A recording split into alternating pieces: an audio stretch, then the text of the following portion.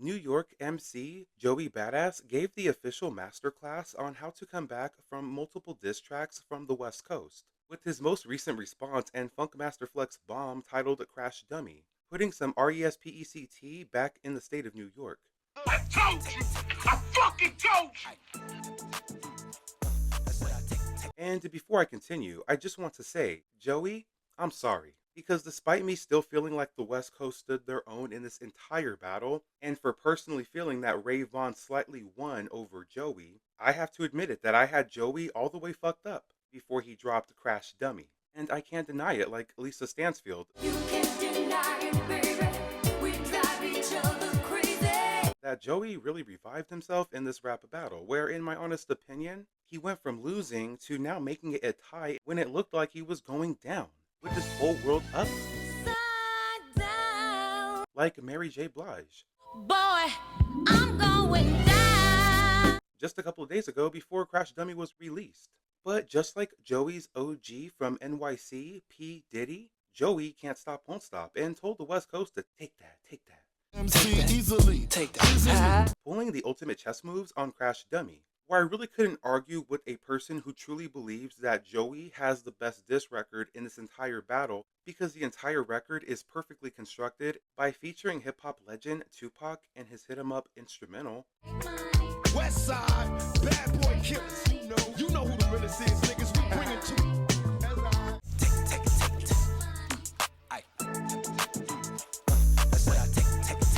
Which is arguably the greatest diss record of all time, right next to Kendrick Lamar's Not Like Us, which is dedicated to hip-hop's sweetest entertainer and sweetest pastry, Drizzle Pie. You think the Bay gon' let you disrespect Pac, nigga?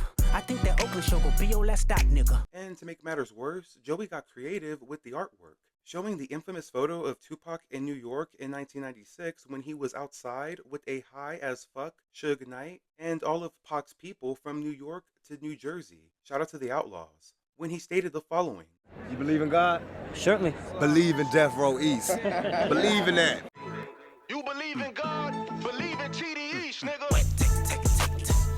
And for Joey, details matter by also adding his new startup company, TD East, on Mr. Shakur's shirt. So even before you hear the song, you already know with the artwork that Joey is about to drop a Funkmaster Flex bomb for his response, which is easily the greatest responses that Joey has given in this entire battle, and overall just one of the greatest hip-hop diss records that we've heard in the 2020s. And I have to give my hat off to Joey for him calling out the P. Diddy accusations early on Crash Dummy, by flipping it on Vaughn, claiming that Top Dog used to also be with Joey at those P. Diddy parties. Thank you for making it clear to me that that's scared, but yeah, I was at the party, but I also seen Top here. He said, hey Joey, I got this artist named Vaughn. I'd appreciate if you would really help me put him on. I also love the overall West Coast theme that Joey is using in his flow and lyrics by calling out the West Coast and their potential flaws that we have had as a hip-hop region. Like the most controversial line where Joey asks the West Coast, why do we have prominent New York rappers always die on their coast? Like the legendary Notorious B.I.G.G.I.E. and up-and-coming legend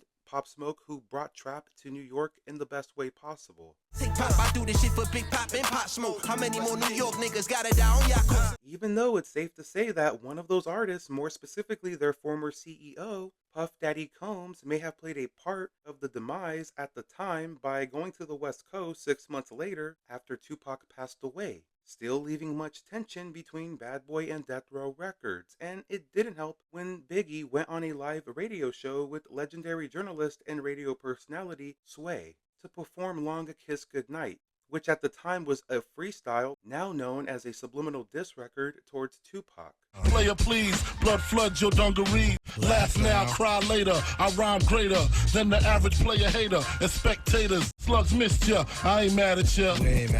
Got so much to say, but I'm just laughing at you. You niggas just don't know. But I ain't mad at you. Slugs missed ya. I ain't mad at ya.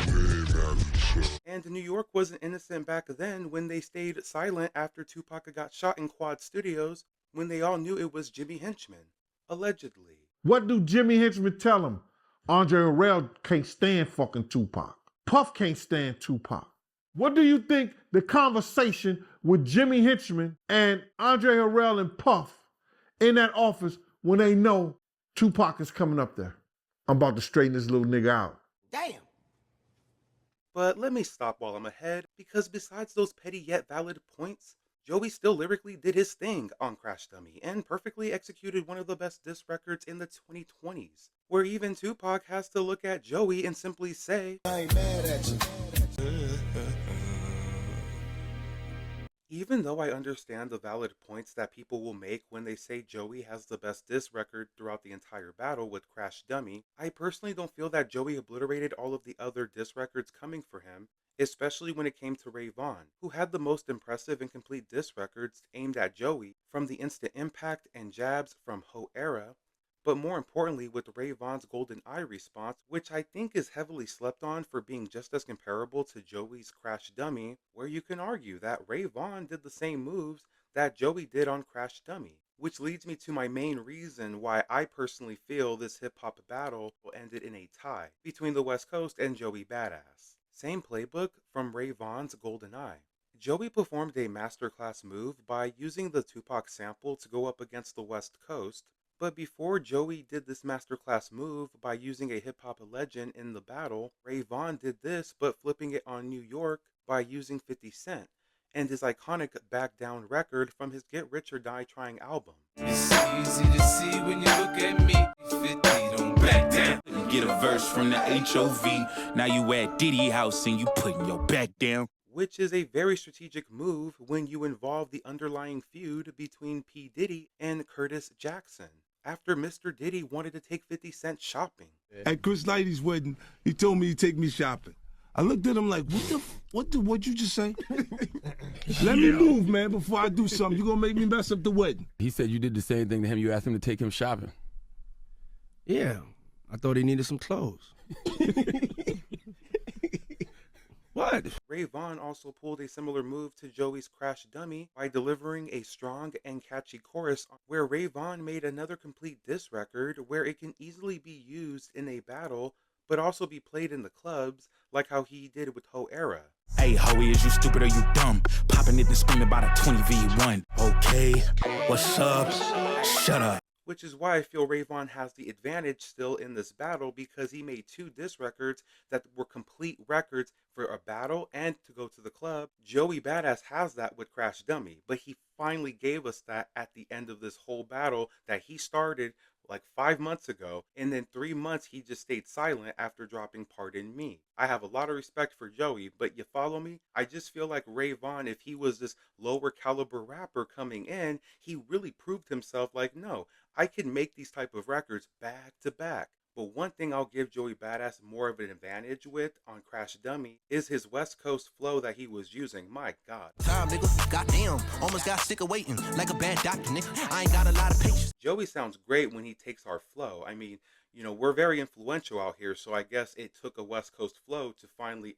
I'm a chill though, because it's all love from the CEO. Even though I can somewhat agree with the majority of public opinion that Joey Badass had the best diss record with Crash Dummy, I personally don't feel that way. I still feel that Ray Vaughn had the slight advantage, so here is my reason why I feel Joey Badass did not win the battle after Crash Dummy, not competing with the same caliber of rappers. Joey should now be recognized as one of the greatest New York MCs after this battle. But if you've been a fan of Joey since 2012, when he released 1999, you would know that Joey has been one of New York's greatest lyrically. But there's no denying that even he knows that he did not defeat rappers on the West Coast that are just as established as Joey is when it comes to their hip-hop careers and when it comes to the majority of hip-hop fans' perspective. And that is not me throwing any shots at the West Coast artists that participated in this battle, especially with rappers like AZ Chike and Ray Vaughn. Because if anything, I feel like even more that these rappers proved that they were much more stronger competition than Joey gave them credit for. It's still hard to overlook for me that Joey ended up defeating the West Coast by defeating rappers that even he felt didn't compare to him or match his same level, especially when Joey kept saying it in the entire battle, all while he's really trying to get the attention of Kendrick, who he really feels that he's more comparable to begin with. Yes, the shots that Joey is throwing at Kendrick on Crash Dummy are very effective, but I also feel in my honest opinion that that's hurting Joey in this battle. because Kendrick has never responded to Joey, and I don't think he ever will. Well, I don't think he will ever release a full diss record on Joey. Not because Kendrick is afraid of Joey or that Kendrick doesn't respect Joey lyrically, because that would not be true, but Joey has never been considered to be one of the greatest rappers from his generation, even when he was at the height of his career in 2012. Around the same time when Kendrick Lamar had already established himself, Kendrick already had a catalog with his Section 80 album before his debut with Good Kid, Mad City, the same Section 80 album that Dr. Dre heard and ended up signing Kendrick to Aftermath. Even before that, what about Overly Dedicated? Kendrick Lamar clearly had established himself much higher than Joey Badass at the time. When there was a Big 3 conversation in 2012, you would hear artists like Big Sean Connery and hip-hop's sweetest entertainer for all the Chihuahuas, Drizzle Marie. Kendrick always knew that Joey was a lyricist back then, but when it came to the overall dominance in hip-hop, with the influence on sound, the sales, and the fan bases that these rappers had at the time, it's safe to say that Joey's impact in hip-hop is significantly less compared to Kendrick Lamar's impact. Again, this is not to say that this is very important when it comes to a hip-hop battle, but it's also important to note that this may be the exact reason why Kendrick has never felt that Joey Badass is his competition. Despite him recognizing him as a great lyricist, there is obviously a huge difference when it comes to the success of their hip-hop careers. From the very beginning to now, where Kendrick Lamar has already been established for over a decade, while Joey Badass is finally reviving his hip-hop career, that it should be more respected, but you get the point. Just like how Joey Badass wanted to call out Dr. Dre for not dropping Detox. I won't hesitate, but these niggas still won't drop like Detox. So I'll shout out Dr. Dre and his 2001 album, because there is a big difference between Joey and Kendrick.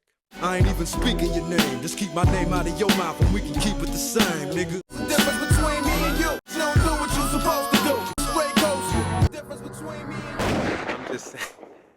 This is not me saying that I think Joey is nowhere near comparable to Kendrick Lamar when it comes to a lyrical battle. But let's be honest here. If Kendrick Lamar and Joey Badass were going at it one-on-one in this hip-hop battle, instead of it being Joey versus the West Coast, Joey definitely would have won this hip-hop battle and claimed the battle of the West Coast with just Kendrick Lamar alone, because of the impact that Kendrick Lamar has. Another big issue that I have with Joey's Crash Dummy is the fact that he makes the claim that if there are no responses within 24 hours, it's a shot clock violation. Y'all niggas back on the clock, and anything past 24 hours is a shot clock violation. When Joey violated his own rule 3 months ago, dropping Pardon Me, where Joey claims he set the bar high by telling the West Coast to step their bars up. I set the bar high like a fucking Harley, yeah, yo. The window fucking congestion. When it come to bars, I got you niggas in limbo. Even though he left his bars stuck with Pardon Me for 3 months. It's a 20v1 man on me. Pardon Me is a strong record, where Joey tried to prove his dominance in this battle early on, but the public perception of Joey after dropping Pardon Me was not the perception of a rapper who was going to claim victory in this battle. Joey waited 3 months to drop his Red Bull Spiral freestyle that restarted a battle with the West Coast that Joey didn't finish earlier in the year. But to give Joey credit, he did say he was ready for war, playing chess, not checkers, on Pardon Me. Better check it, mate, I'm playing chess with you, not checkers. Tell me now who's ready for war, bitch. I really love Joey Badass's confidence, and he was extremely strategic in this rap battle with these West Coast rappers. It definitely seems like he had a play all along. However, to be this strategic with these West Coast rappers, who you honestly don't feel are comparable to you on a hip-hop level, seems a little extra in my honest opinion, where that same energy could have been given to Kendrick from the very beginning. Again, I don't know if Joey could win a hip-hop battle with Kendrick Lamar like the center of a Tootsie Pop. The world may never know. Because, I don't know if Kendrick is really wanting to do this because it's not important for him at this point in his career. But I definitely feel that there will be jabs thrown back to back between the artists because it's the love of hip hop and it's a sport, like Screwface John would say.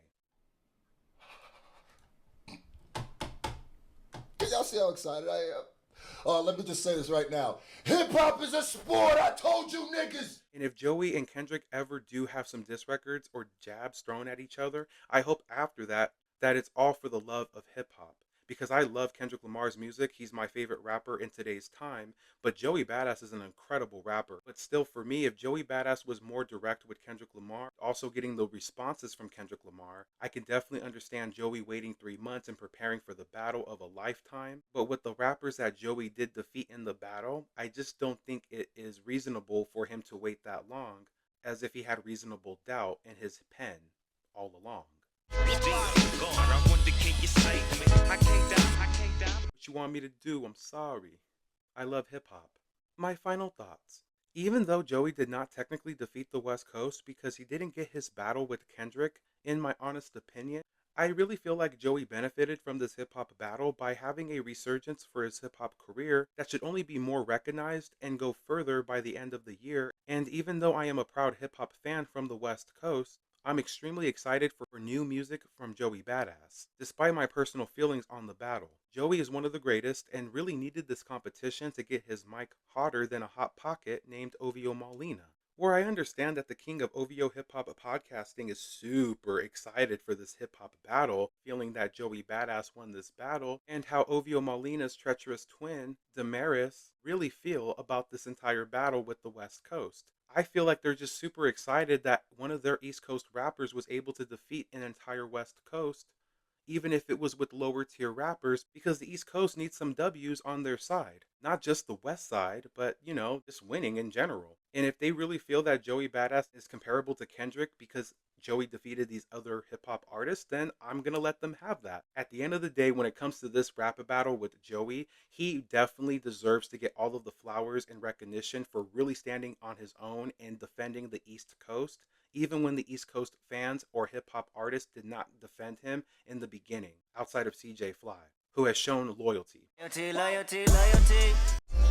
Tenfold, no switching sides. And to the West Coast rappers, I feel even better for them because I know that Vaughn is going to take it to that next level for TDE. Despite Joey feeling like we're never going to hear from him, I really do feel, if anything, Vaughn will establish himself as a prime West Coast artist that will be recognized even if the East Coast doesn't play his music. Vaughn on the West Coast can easily have the same type of success like a Dom Kennedy if he really stays consistent. And with AZ Chike, I'm even more proud than I was before because, he already signed with Warner Records after taking every opportunity and running with it by getting that feature from Kendrick Lamar's GNX album, having the best feature with Peekaboo. Hip hop is definitely alive, East Coast and West Coast, up north and in the South Side like Scarface. Cold as fuck when it came to the game, my game done. Hip hop is in a great place, so I have to give my thanks to Joey Badass, to the West Coast for stepping up to the plate, and at the end of the day for Kendrick Lamar, who started all of this by defeating hip-hop certified lover cake, Drake. Thank you so much for watching, and let me know what your thoughts are with my perspective with this hip-hop battle. Don't forget to like, comment, and subscribe, and until next time, go be amazing and have an amazing rest of your day.